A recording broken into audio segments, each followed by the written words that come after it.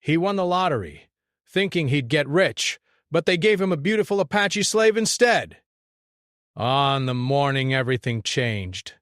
Daniel woke up thinking it would be another ordinary day. Bover. He lived alone in a small rented house on the edge of a quiet town. The paint on the walls was old, the roof leaked when it rained, and the heater worked only when it felt like it. Daniel was not unhappy, but he was tired. Tired of working long hours, tired of checking his bank balance before buying simple things, and tired of feeling like life was always just out of reach. He worked at a local hardware store. The job paid enough to survive, not enough to dream. Best. Every morning he opened the shop, smiled at customers, lifted heavy boxes, and went home with sore hands and quiet thoughts.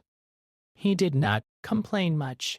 He believed hard work mattered, even if the results came slowly. One evening on his way home, he stopped at a small gas station.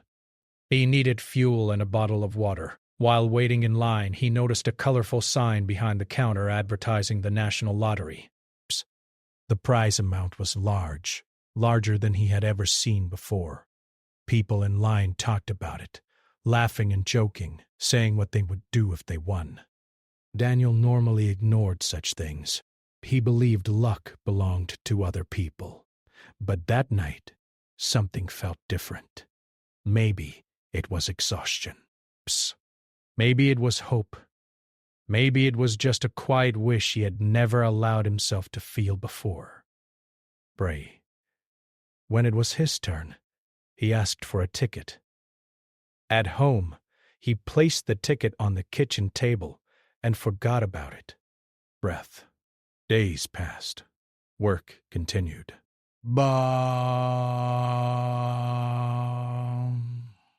Life stayed the same. Then one afternoon, while eating lunch at work, he heard the winning numbers announced on the radio. His coworker turned up the volume, joking that maybe one of them was rich. Now Daniel felt a strange tightness in his chest. The numbers sounded familiar. When his shift ended, he went home faster than usual. His hands shook as he pulled the ticket from a drawer. One by one, he checked the numbers. Every match made his breath shorter. When he realized the truth, he sat down hard on the chair. He had won. Not a small prize. Not a helpful prize. The main prize. For a long time, he did nothing. He stared at the wall, trying to understand what this meant. His mind filled with images of freedom. A better house, no debts, travel, helping his parents. Quitting his job, finally resting. The next days passed like a dream. He followed the instructions, contacted the office, and completed the paperwork.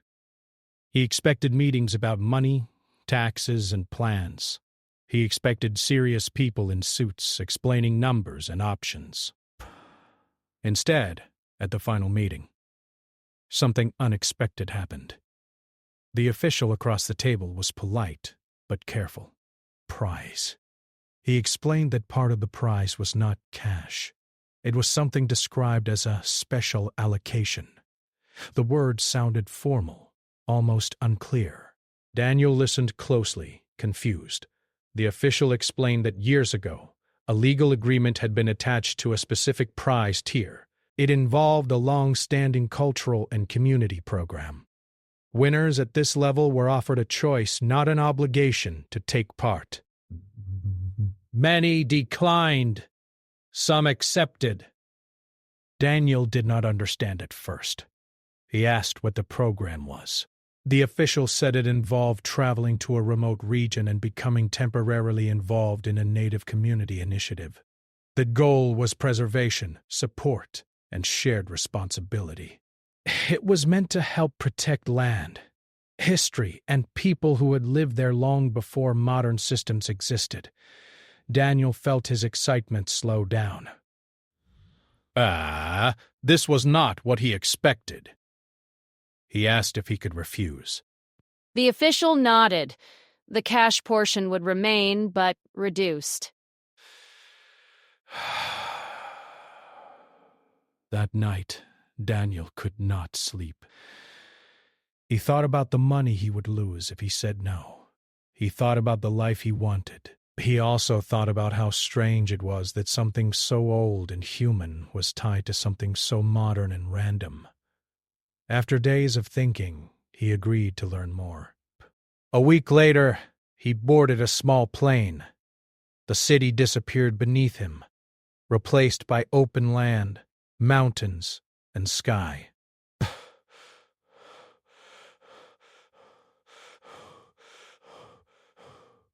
When he landed, the air felt different, quieter. He was met by a representative from the community program, a middle-aged man with calm eyes and slow speech. They drove for hours. The road turned from paved to dirt. Cell service disappeared. Daniel felt nervous but also curious. When they arrived, the community was not what he expected. It was simple, but alive. Children ran freely, sat together, talking softly. People looked at him with interest, not judgment. Round, he was introduced to leaders who explained the purpose of his presence. He was not there to own anything, control anything, or command anyone. He was there to learn, assist, and witness. The money connected to the program would support schools, clean water, and land protection. Braish. Daniel felt relieved but still unsure. Then he met her. Brit. Her name was Alina.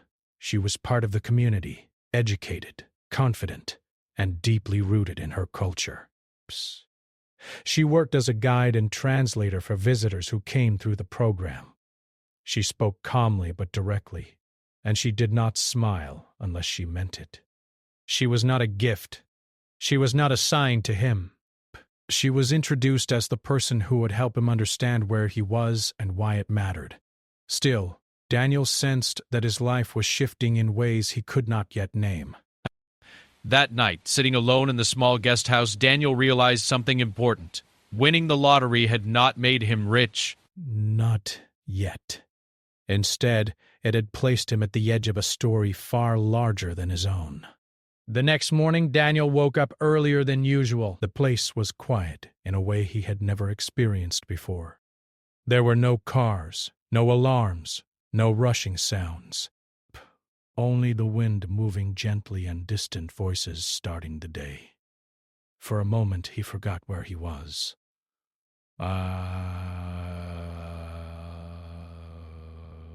Then everything came back to him.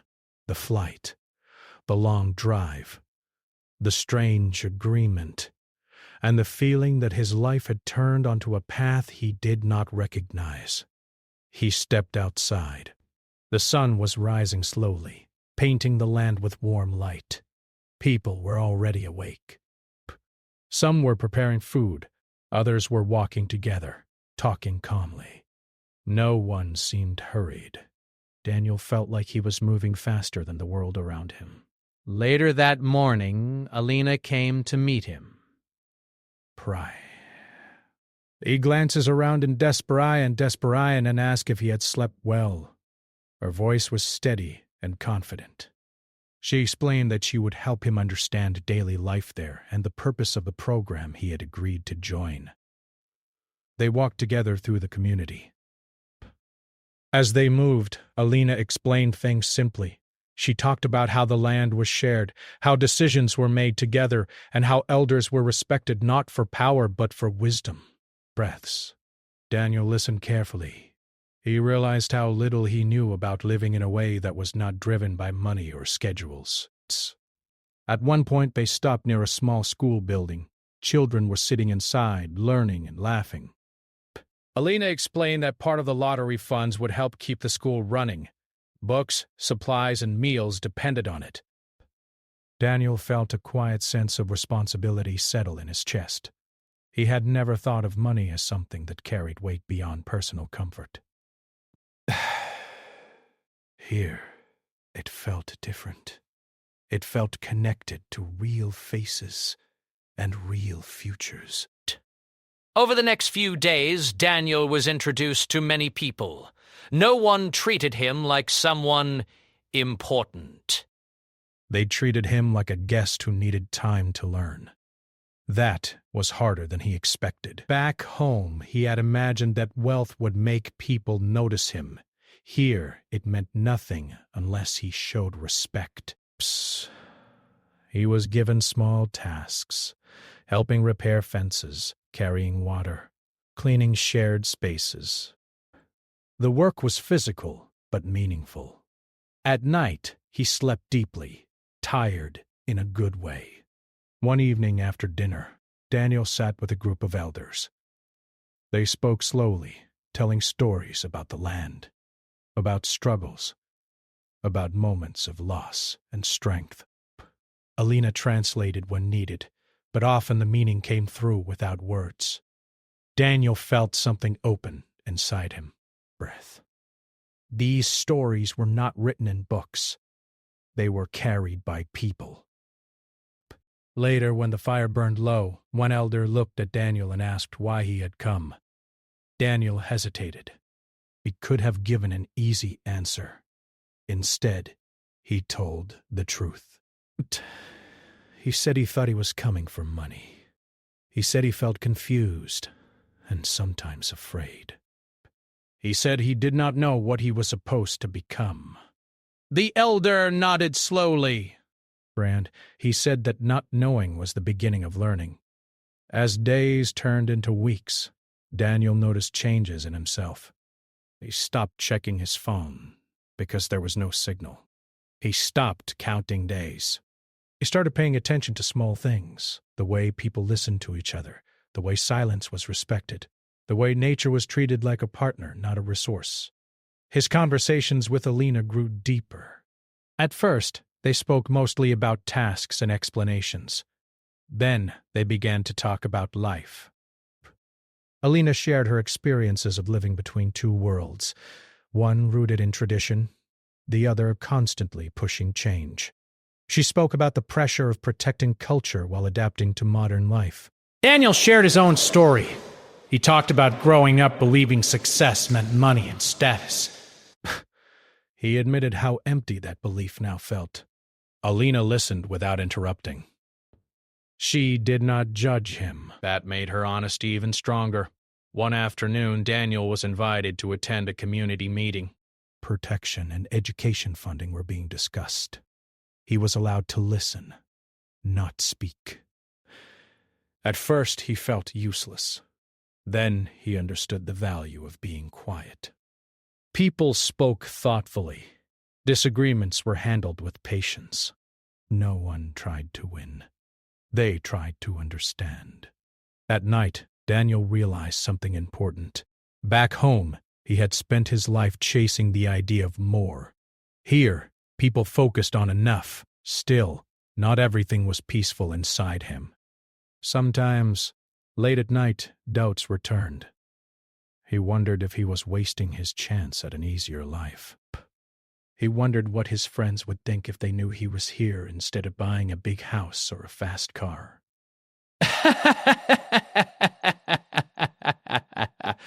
One night, unable to sleep, he went outside. Alina was there, sitting quietly and looking at the stars. He joined her.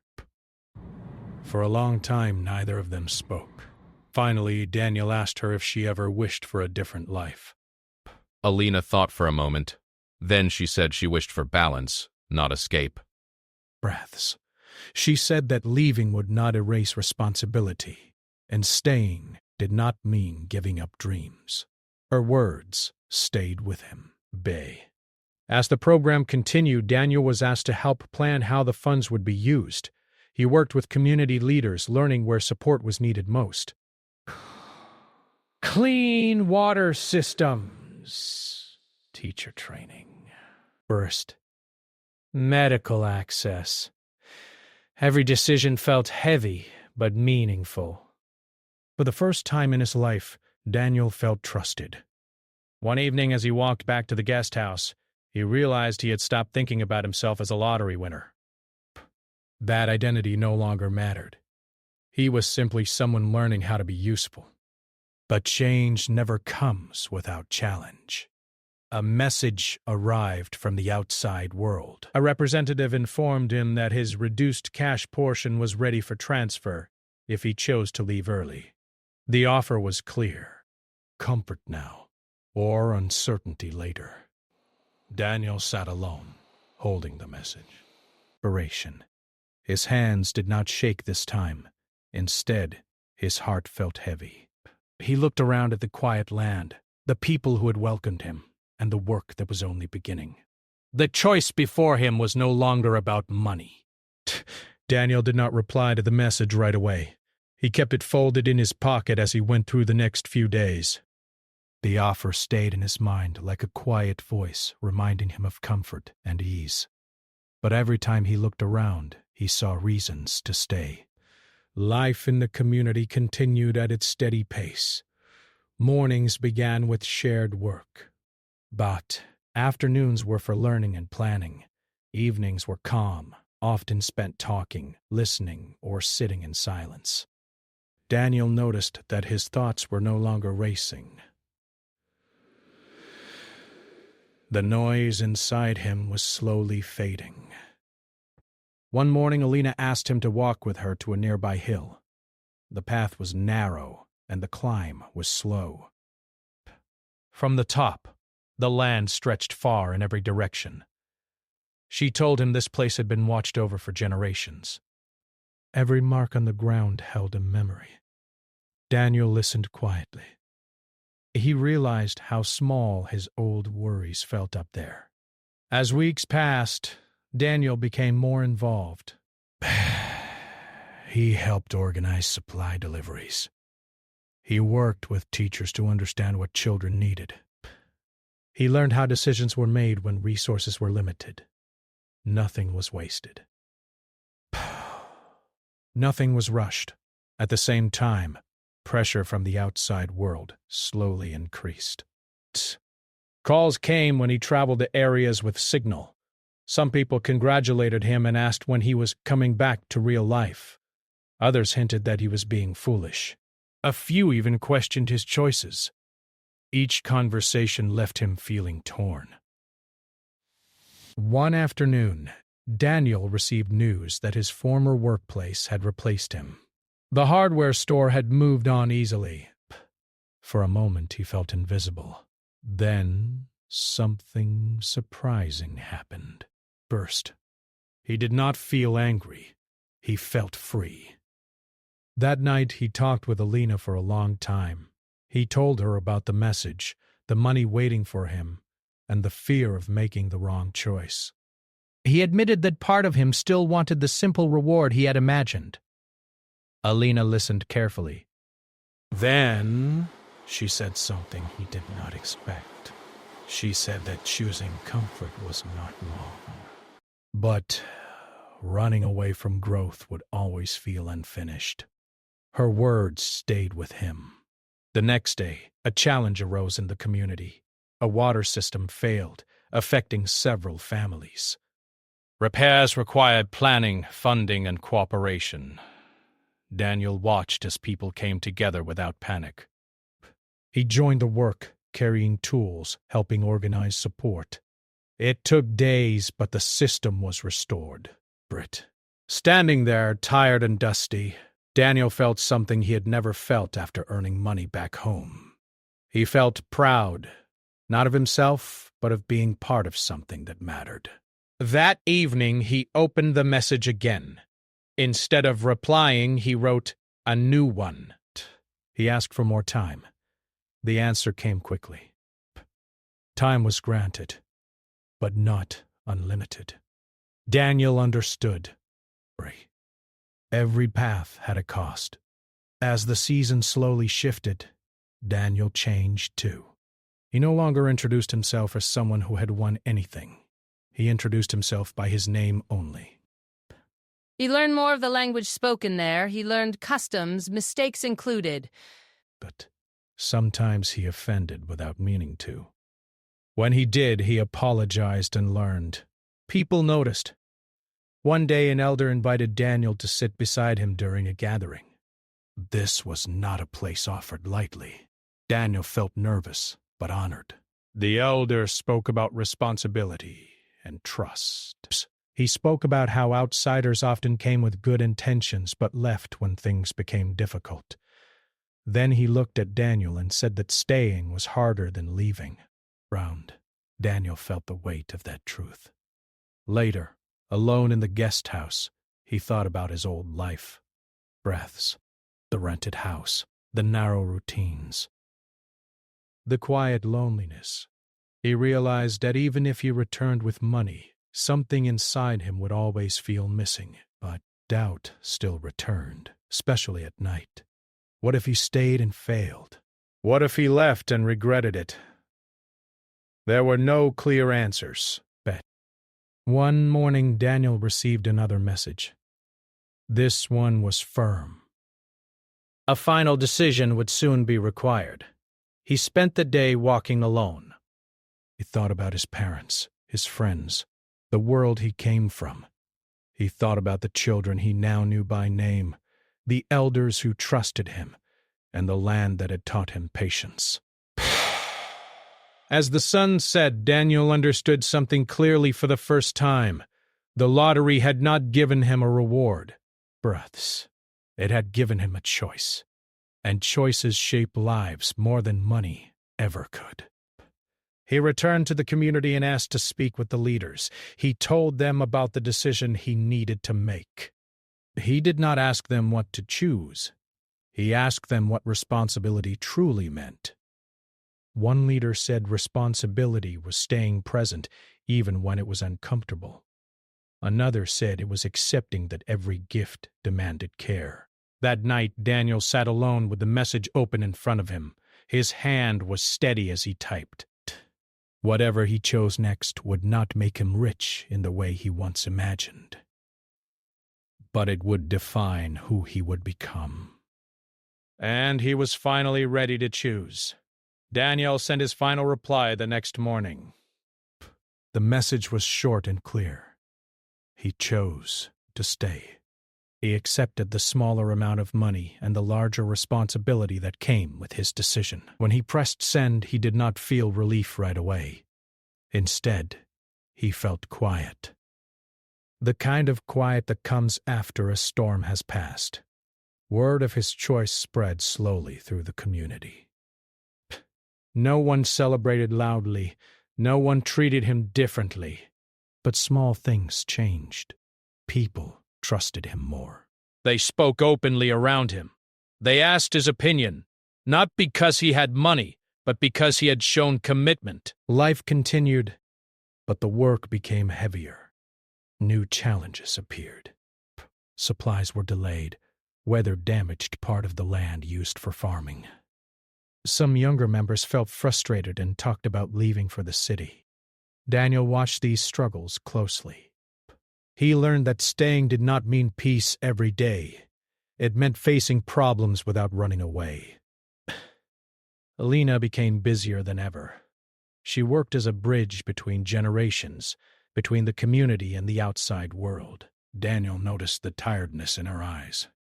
One evening, he offered to help her prepare reports and messages.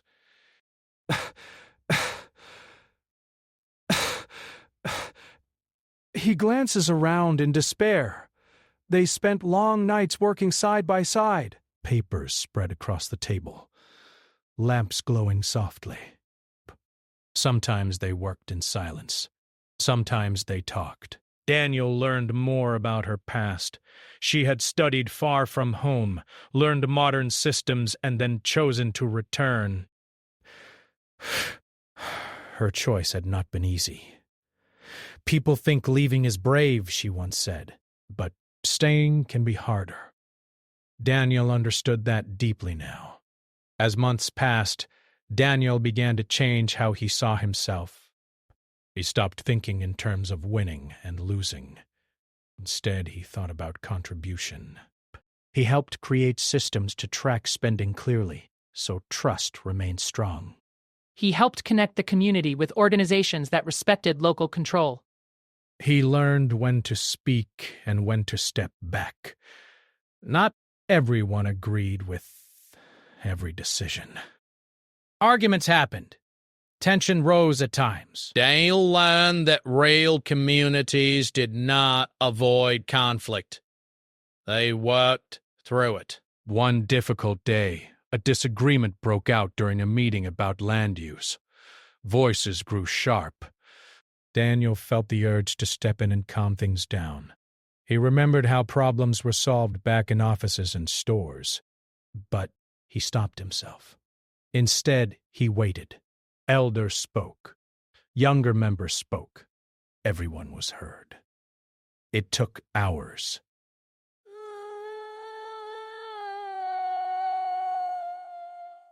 The solution was not perfect, but it was accepted. Daniel realized then that speed was not always strength. That night, he felt exhausted, but proud. Outside the community, interest began to grow. Journalists asked questions. Organizations wanted interviews. Some praised Daniel's choice. Others doubted his motives. He refused most attention. He did not want to turn life into a story for others to judge. But pressure followed anyway. One afternoon, a visitor arrived with a proposal. It involved development, funding, and promises of growth. The offer sounded attractive on the surface. Jobs, infrastructure, visibility. Daniel listened carefully as the visitor spoke. Then he watched the faces around him. He saw hesitation, concern, quiet resistance. Later, the community discussed the proposal. Some wanted the opportunity. Others feared losing control. Daniel felt pulled in both directions. He understood the value of resources. He also understood the cost of giving up land and voice. He did not decide alone. He helped ask the right questions. Who benefits? Who decides? What cannot be undone? In the end, the offer was declined. The visitor left disappointed. Daniel felt the weight of that decision. Money had been turned away. Opportunity had been delayed. But trust had been protected. That night, doubt returned stronger than before. Was he holding people back? Was he letting fear win over progress? Alina found him sitting outside, staring at the dark sky. She sat beside him. She did not offer comfort right away. She asked him what scared him most. Daniel answered honestly. He was afraid of making choices that could not be fixed. Alina nodded. She said that fear meant he cared. She said no decision was without risk, but ignoring values carried the greatest cost. Her words did not remove his doubt, but they steadied him. Time passed. The land healed where it had been damaged. The water systems improved. Children continued learning. Small victories appeared quietly. A successful harvest ration. A student accepted into a program.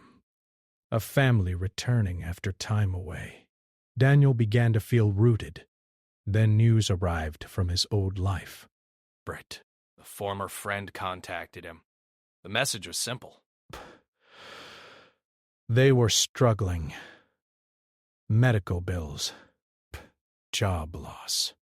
They asked for help. Daniel felt torn again. He wanted to help. He also knew his resources were limited. He spoke with the community leaders. He explained the situation. He did not assume the answer. They listened. One leader said that helping did not stop at the community's edge. Another reminded him that support should not weaken shared goals. Together they found a way. Daniel offered help personally, without pulling from community funds. It meant less comfort for him.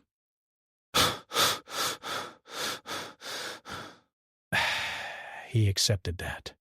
When the help reached his friend, the gratitude was overwhelming. Daniel felt humbled.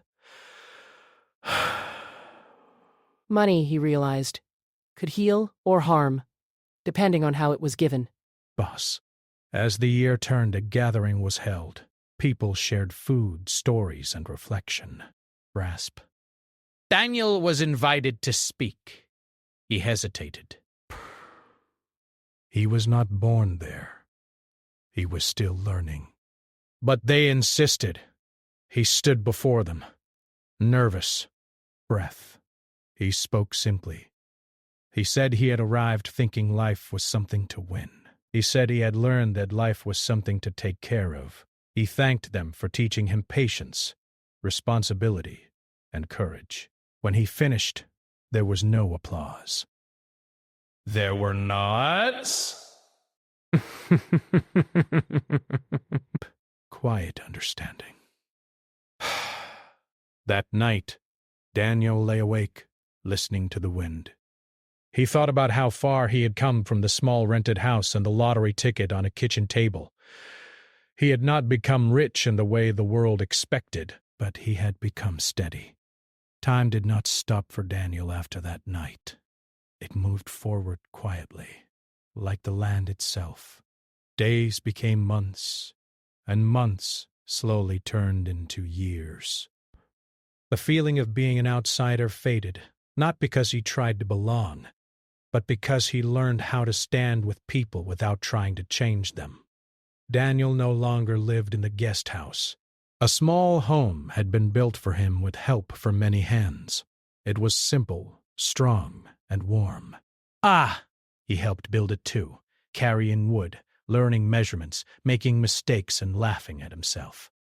When it was finished, he felt something he had never felt before. He was not proud of owning it. He was grateful to be trusted with it. His role in the community became clearer over time. He was not a leader. Braid. He was not a hero. He was a helper, a listener, and sometimes a bridge between two worlds. He helped write letters, explain systems, and protect agreements. When decisions were made, he accepted them, even when they were not what he expected. Alina remained an important part of his life. Their relationship grew slowly, built on respect and shared work. They did not rush anything. They spent long walks talking about ideas, fears, and hopes. Sometimes they disagreed. When they did, they listened. That mattered more than being right. One evening, while sitting together after a long day, Alina asked him a question that surprised him. "If you had another chance," she said, "would you choose differently?" Daniel thought carefully. He imagined the other path. A bigger house. More comfort. Pay. Fewer worries about shared responsibility. He imagined traveling freely, buying what he wanted, living a life many people would call successful. Then he looked around. The quiet land. The soft lights in nearby homes. The sounds of people he knew, not by title but by name. "No," he said. "I would still choose this." He meant it. The outside world did not forget about Daniel. From time to time, messages arrived. Some people wanted to tell his story. Butters wanted advice. Some criticized him, saying he had wasted his chance. Daniel no longer felt the need to explain himself. He answered kindly when needed and stayed silent when words would not help. One year, a strong storm damaged several homes and roads. The community faced one of its hardest challenges. Resources were limited. Stress was high. Daniel worked day and night alongside everyone else. He saw fear, frustration, and exhaustion. He also saw strength. When help arrived from outside organizations, it came because of relationships built slowly and honestly. No one took control away from the community. Support was offered, not forced. After the repairs were finished, an elder spoke quietly to Daniel. "You stayed when it was easy," he said. "And you stayed when it was hard. That is how trust grows." Daniel carried those words with him. Years after the lottery win, Daniel received a final letter from the lottery office. It reminded him of the choice he had made long ago. The reduced amount he had accepted was now fully settled. There was nothing more waiting. He folded the letter and placed it in a drawer. It no longer had power over him. One afternoon, Daniel walked alone to the hill where Alina had once shown him the land from above. He stood there for a long time, watching the light change. He remembered who he had been before, tired, uncertain, measuring life by numbers on a screen. He smiled softly. He had not escaped hardship. He had not found a perfect life, but he had found meaning. Later that day, children ran past him laughing. One of them waved and shouted his name, Braith. Daniel waved back. That small moment felt richer than any prize he had once imagined. As evening came, the community gathered for a shared meal. Food was passed. Devices. Stories were told. There was no announcement, no ceremony, no title given to Daniel. And he did not need one. He understood something now that he wished more people could see. Life does not become valuable because of what you gain. It becomes valuable because of what you choose to care for. Daniel looked around the firelight at faces shaped by history, effort, and hope. He felt steady. He felt present. Winning the lottery had changed his life. But choosing how to live, it had changed who he was.